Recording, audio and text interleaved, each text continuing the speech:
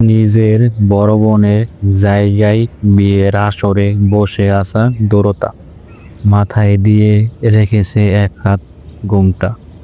তার সামনে রক্ত চক্ষু নিয়ে তাকিয়ে আছে সে লোকটা যাকে তার আজকের পর থেকে দোলাভাই ডাকার কথা ছিল, কিন্তু ভাগ্যক্রমে এখন এই লোকটাই তার স্বামী। একদিকে কবুল বলে বিয়েটা সম্পূর্ণ করার পরই বিয়ের আসর থেকে উঠে দাঁড়ালো জাবির চৌধুরী।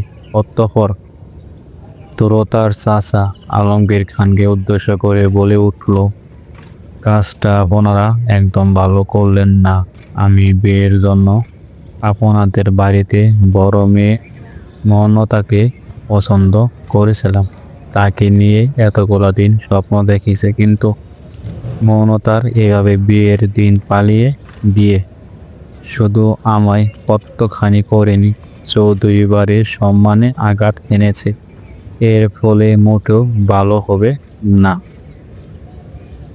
আপনারা শেষ মুহূর্তে ব্যাপারটা ঢাকা দেওয়ার জন্য নিজেদের ছোট মেয়েকে টুপ হিসেবে ব্যবহার করে ভাবলেন না সবকিছু ঠিক হয়ে যাবে। আপনাদের মৌনতার সবার কথা অন্যায়ের ফল এখন ভোগ করতে হবে দৌরতাকে।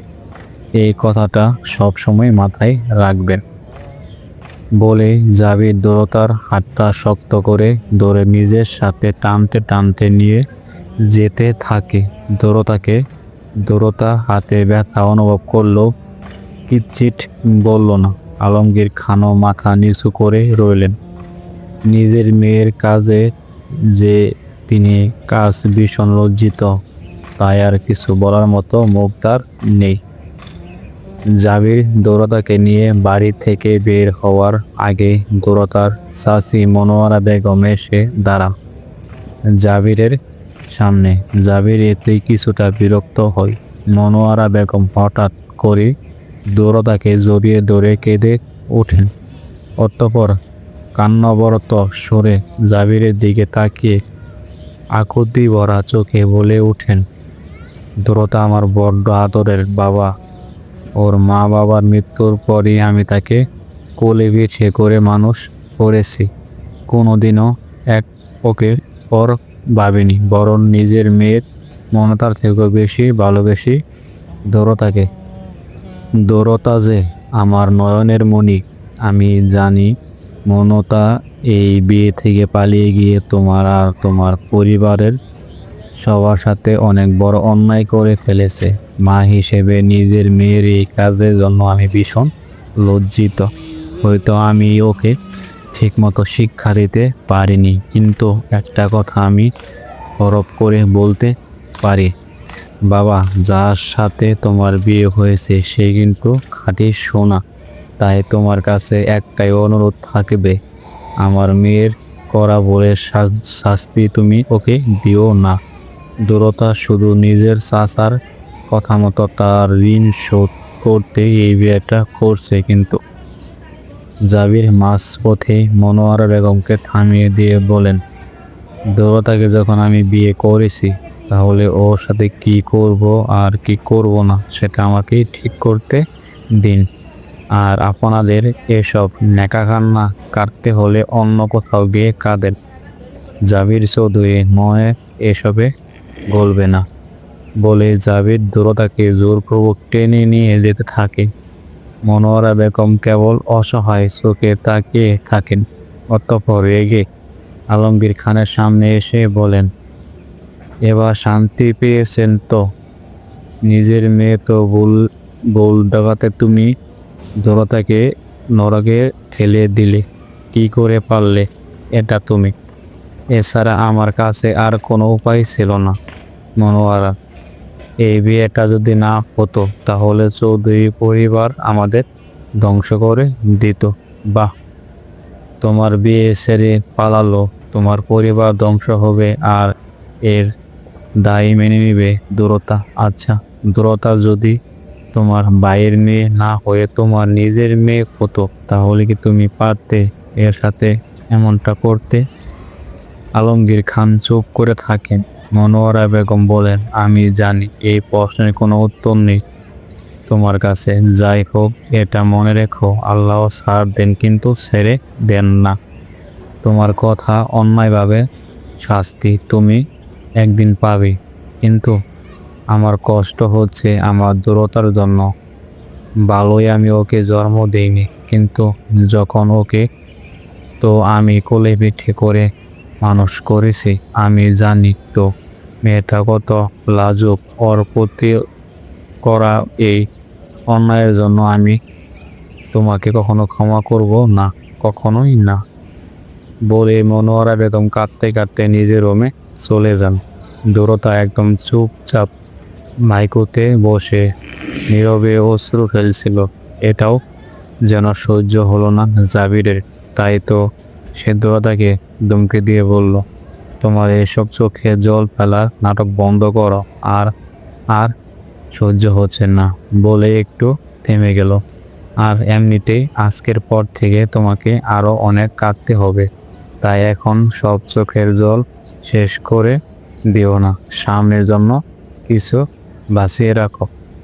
দূরতা জাবিরের এমন প্রসন্ন ভঙ্গিতে ভয় পেল না, বরং কিছুটা সাহস দেখিয়ে বলল, আল্লাহ আমার ভাগ্য যা লিখে রেখেছেন সেটা আমার বরণ করতে হবে। তবে আপনিও একটা কথা মনে রাখবেন, আপনি একটা মানুষ যতটা কষ্ট দিবেন তার থেকে দ্বিগুণ কষ্ট আপনি নিজেও একদিন ফিরে পাবেন।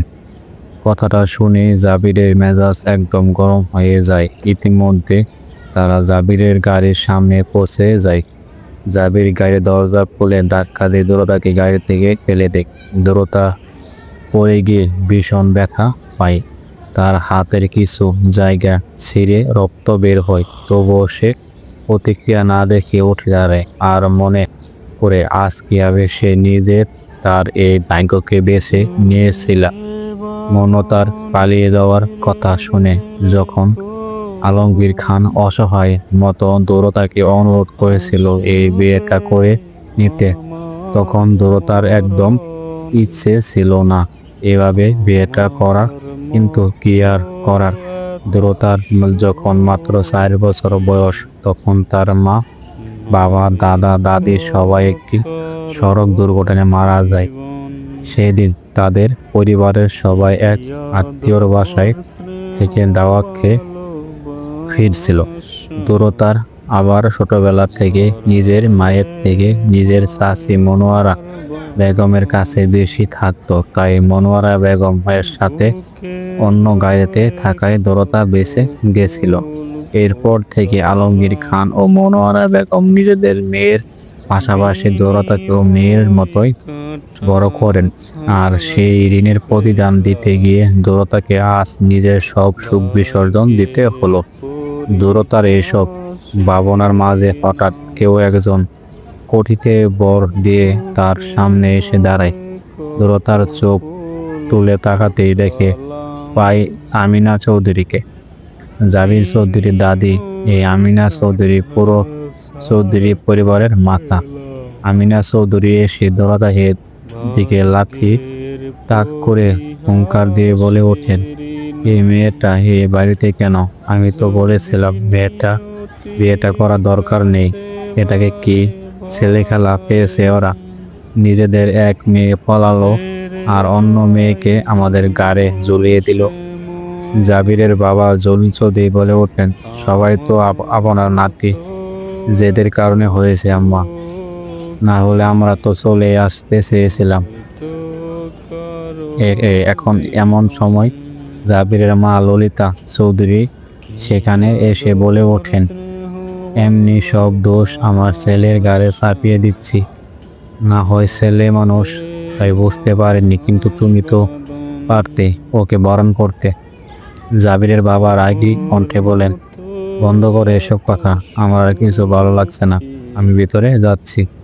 বলে জাবিরের যেতে নেবে এমন সময় আমিনা চৌধুরী বলে ওঠেন, আমি এই মেয়েকে কিছুতেই চৌধুরী বাড়িতে প্রবেশ করতে দেব না, একে এর বাড়ি থেকে ফেরত পাঠানোর ব্যবস্থা করো। জাবির কিছুটা পিছিয়ে এসব দৌতার হাত শক্ত করে ধরে বলে, ওকে আমি এমনি বিয়ে করেছি কিছু উদ্দেশ্যে, আর সেই উদ্দেশ্য আমি পূরণ করে ছাড়বো। ততদিন পর্যন্ত ওকে এই বাড়িতে থাকতে হবে বলে জাবির সবার সামনে দিয়ে দরতাকে টানতে টানতে বাড়ির ভেতরে নিয়ে যায়। এই গল্প এখানে শেষ হলো। ওরা ভালোবাসা বোঝে না। এই গল্পটি যদি আপনাদের ভালো লাগে অবশ্যই চ্যানেলটা সাবস্ক্রাইব করে লাইক কমেন্ট করবেন আর অবশ্যই কমেন্টে জানিয়ে দিবেন। ধন্যবাদ, সবাই ভালো থাকবেন। আল্লাহ হাফেজ।